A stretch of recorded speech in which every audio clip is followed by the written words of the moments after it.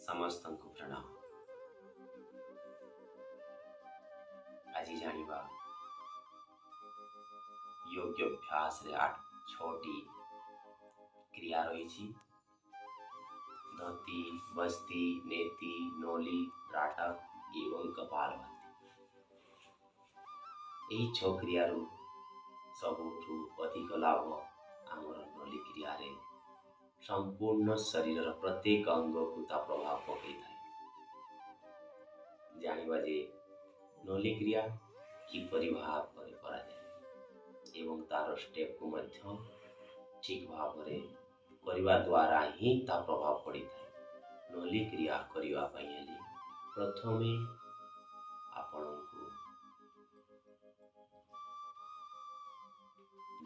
उडियान बंद्र अभ्यास ठीक भाव करने पड़े। उड्डयन बंद बाह्य कुंभक एवं अंतर कुंभक होता है। नोली क्रिया रे उड्डयन बंद बाह्य कुंभक करा जाए एवं ये अभ्यास को माने करि परिबे एवं कहा पई अभ्यास नुहे ताकू मध्य प्रथमे जानिबा।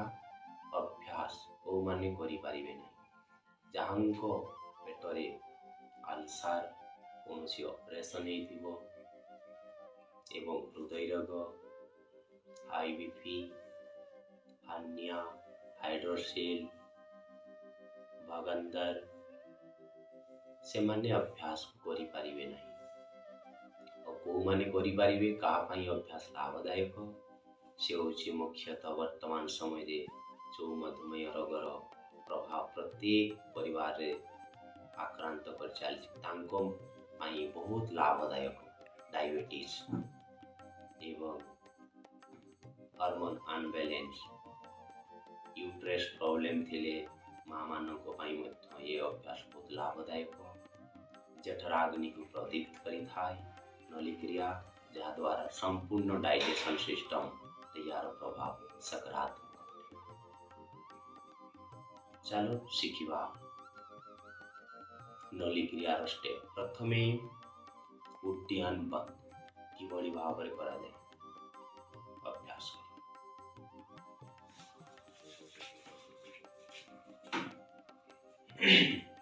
श्वास दुई गोड़र दूरता कांध हिसाब रे रहिबो। निश्वास नासिका द्वारा नेबा, पाटी द्वारा प्रश्वास छाड़िबा।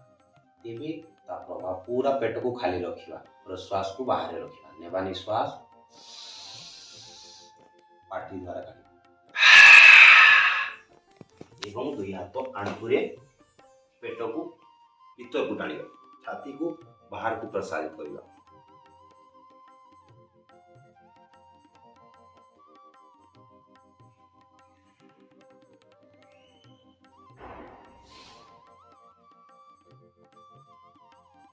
ये होची बाह्य कुंभक उड्डयन बंद।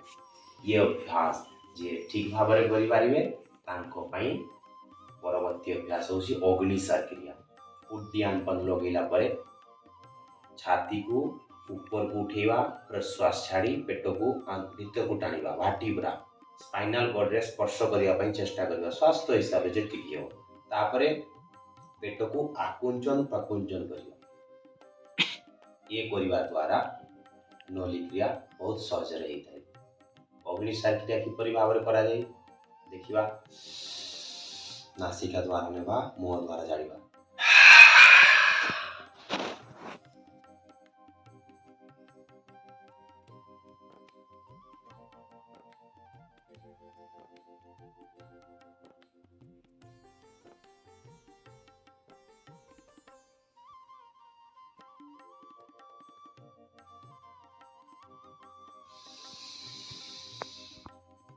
ये होची अग्निसार क्रिया। ये क्रिया जहांकर निर्भुल भाव ठीक भाव एवं तांको डाइजेस्ट सिस्टम जठराग्नि को प्रदीप्त करता है। ये करिवा पई हेले आपण को प्रथमे उड्डयन बंद निर्भुल भाव करिया पई पड़िबो। से जदि ठीक हबो सुनिश्चित अग्निसार क्रिया एवं नोली क्रिया मध्य ठीक हबो। नली क्रिया प्रथमे अग्निसार क्रिया पर मध्यमा नली करने पड़ो। श्वास नेबा सेम प्रोसेस नासिका द्वारा पाटी द्वारा छाड़िबा।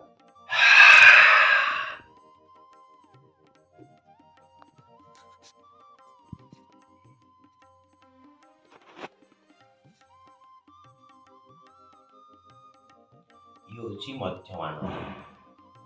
जो समय रे आपण अग्निसार क्रिया अभ्यास तापरे नली क्रिया करिया पई प्रोसेस सेम।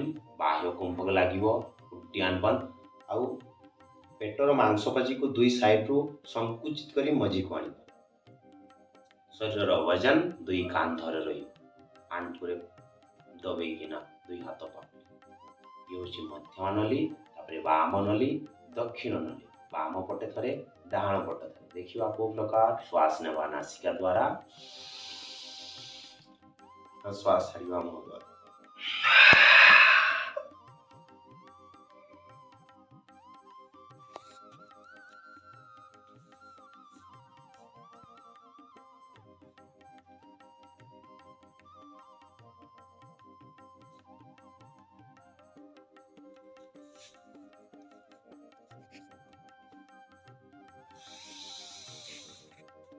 ये थिला हमर वाम नली अभ्यास।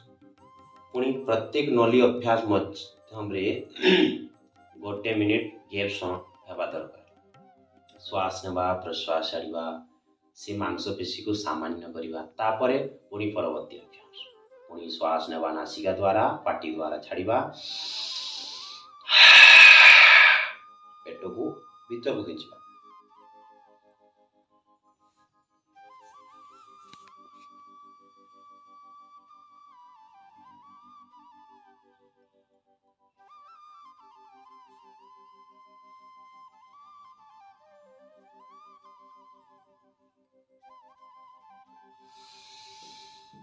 ये थिला हमर दक्षिण नली। ये वाम नली दक्षिण नली हला परे आपण घूर्णन अभ्यास मध्य बहुत सहजरे करि पारिबे। किंतु या को अभ्यास करिया पई आपण को बाह्य कुंभक जिते अधिक समय आपण रखि पारिबे तेबे नली क्रिया अभ्यास बहुत सहजरे करि पारिबे। देखिवा घूर्णन क्रिया को प्रकार श्वास नेबा नासिका द्वारा पाटी द्वारा प्रश्वास छाड़िबा।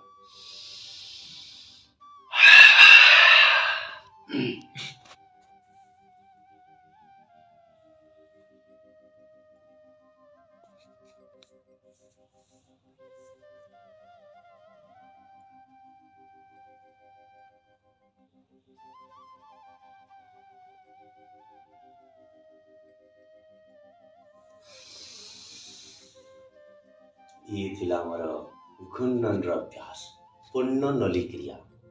ये थिला क्लॉकवाइज कराहला माने एंटी क्लॉकवाइज मध्य आपण को करिवा पई पड़ियो। 10 थर कराइछि क्लॉकवाइज एंटी क्लॉकवाइज मध्य 10 थर करियो। श्वास सेही सेम प्रोसेस नासिका द्वारा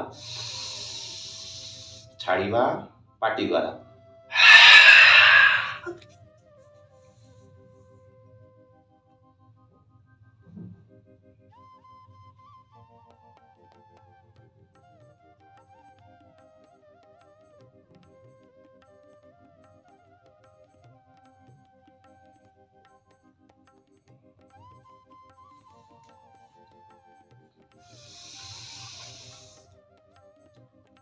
ये थिला नली क्रियार प्रोसेस।